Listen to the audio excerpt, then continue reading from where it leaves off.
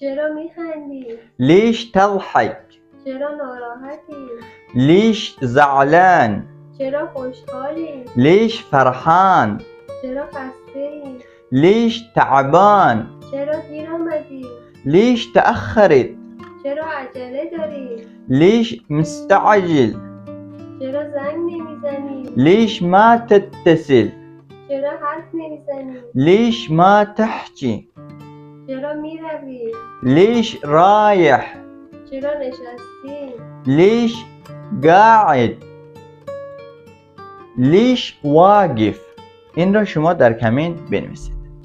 همراهان گرامی سلام. همونطور که دیدید ما با کلمه لیش چندین تا جمله و اصطلاح را در لهجه عراقی ساختیم.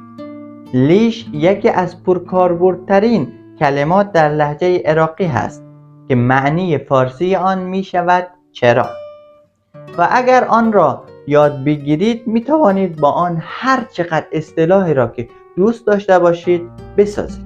و اگر می خواهید لهجه عراقی تان را تقویت دهید با ما در صفحه هچ عراقی همراه باشید، ویدیوهای من را دنبال کنید و نیز آن را با علاقمندان به لهجه عراقی هم به اشتراک بگذارید تا این گونه بتوانیم به همدیگر کمک کرده و دلیلی رشد همدیگر باشیم.